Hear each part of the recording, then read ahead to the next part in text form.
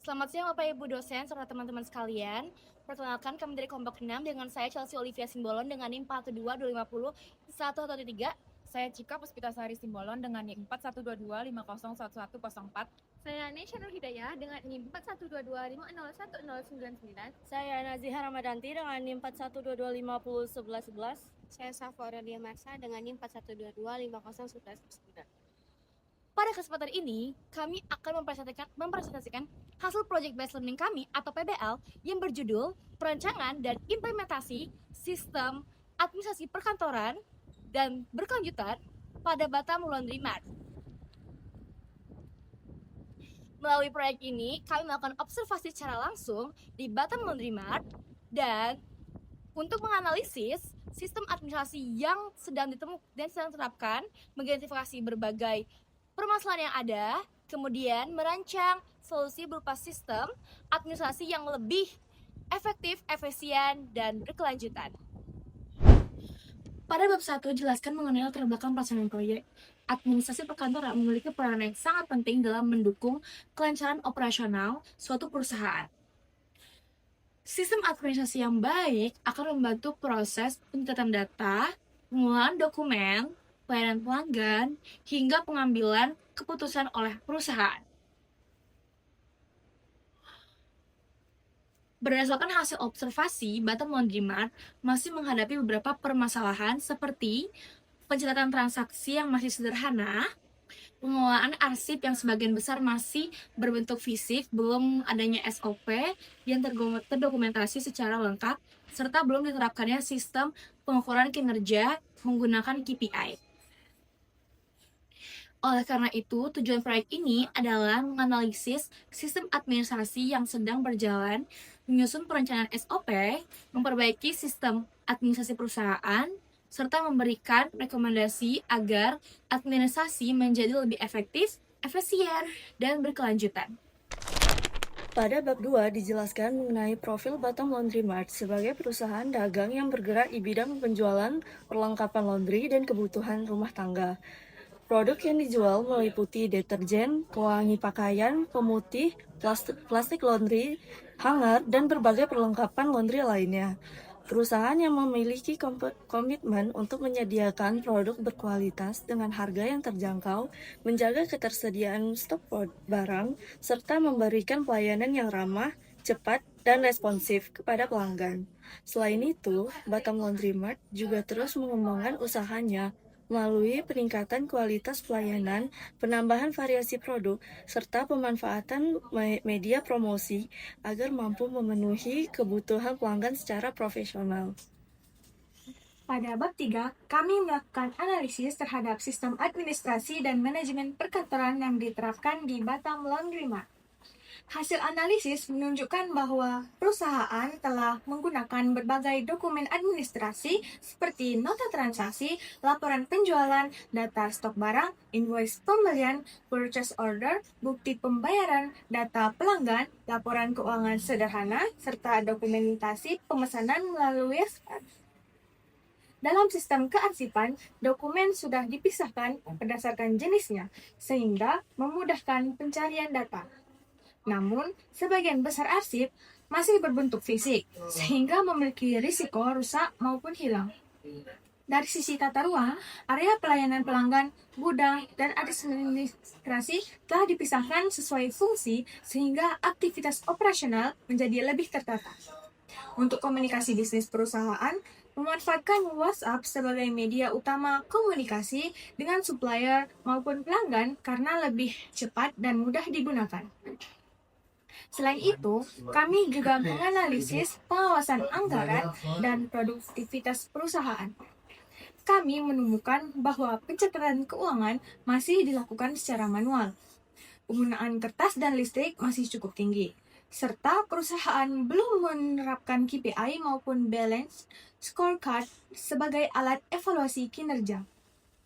Oleh karena itu, kami merekomendasikan penggunaan sistem administrasi digital, penerapan konsep Green Office, serta penggunaan KPI dan balance scorecard agar efisiensi dan produktivitas perusahaan dapat meningkat. Pada bab 4, kami melakukan analisis terhadap sistem administrasi operasional Batam Laundry Mart. Berdasarkan hasil observasi, sebagian besar kegiatan operasional sebenarnya sudah berjalan dengan baik, namun belum memiliki standar operasional prosedur atau SOP yang terdokumentasi secara resmi. Akibatnya, pelaksanaan pekerjaan masih bergantung pada kebiasaan masing-masing karyawan, sehingga terdapat risiko terjadinya ketidakkonsistenan, kesalahan kerja, dan sulit dilakukan evaluasi. Oleh karena itu, kami menyusun 6 SOP utama yang disesuaikan dengan kebutuhan perusahaan.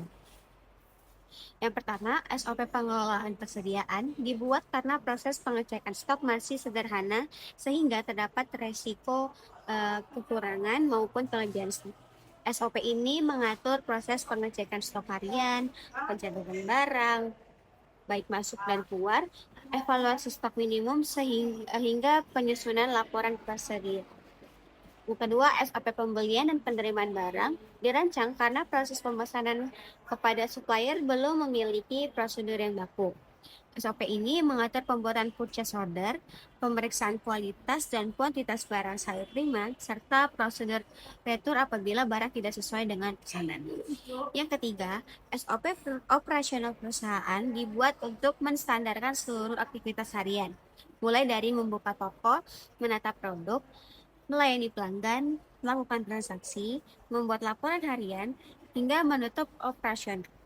Kami juga menambahkan checklist operasional agar seluruh kegiatan dapat dilakukan secara konsisten. Yang keempat, SOP kualitas pelayanan pelanggan disusun agar seluruh pelanggan memperoleh pelayanan yang sama, mulai dari penyambutan pelanggan, identifikasi kebutuhan, pemberian informasi produk, proses transaksi, hingga penanganan keluhan. Dengan demikian, kualitas pelayanan menjadi lebih profesional dan mampu meningkatkan kepuasan pelanggan. Yang kelima, SOP karyawan dibuat karena belum terdapat bagian tugas yang terdokumentasi, sistem absensi yang jelas, maupun evaluasi kinerja secara berkala. SOP ini mengatur absensi, briefing, pembagian tugas, monitoring, dan evaluasi sehingga disiplin serta produktivitas karyawan dapat meningkat. Sedangkan SOP keuangan dirancang karena pencatatan pemasukan dan pengeluaran masih sederhana. SOP ini mengatur pencatatan transaksi, penyimpanan bukti pembayaran kepada supplier, hingga penyusunan laporan keuangan yang lebih sistematis sehingga informasi keuangan menjadi lebih akurat. Selain penyusunan SOP, kami juga melakukan analisis beban kerja. Selain penyusunan SOP, kami juga melakukan analisis beban kerja. Hasilnya menunjukkan bahwa sebagian besar pekerjaan administrasi masih dilakukan secara manual dan beberapa tugas dikerjakan oleh orang yang sama, hingga beban kerja belum merata. Kami juga mengidentifikasi adanya gap kompetensi, terutama dalam administrasi digital, pencatatan keuangan, pengelolaan stok, penggunaan teknologi seperti WhatsApp Business, serta efisiensi penggunaan energi. Sebagai solusi, kami merekomendasikan pelatihan berkala, digitalisasi administrasi, penerapan KPI, dan pembagian tugas yang lebih jelas agar operasional perusahaan menjadi lebih efektif dan efisien.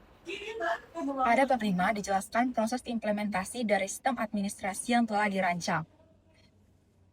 Implementasi dilakukan dengan menerapkan SOP pada setiap aktivitas operasional, memperbaiki sistem pencatatan administrasi, mengelompokkan dokumen sesuai kategori, memperbaiki sistem pengarsipan, serta mulai memanfaatkan media digital dalam pengelolaan administrasi. Melalui implementasi tersebut, proses kerja menjadi lebih struktur, kesalahan administrasi dapat dikurangi, pencarian dokumen menjadi lebih cepat, serta pengelolaan data menjadi lebih aman. Pada bab 6 dilakukan evaluasi terhadap penerapan sistem administrasi yang telah dirancang. Evaluasi dilakukan dengan membandingkan kondisi perusahaan sebelumnya dan sesudah implementasi.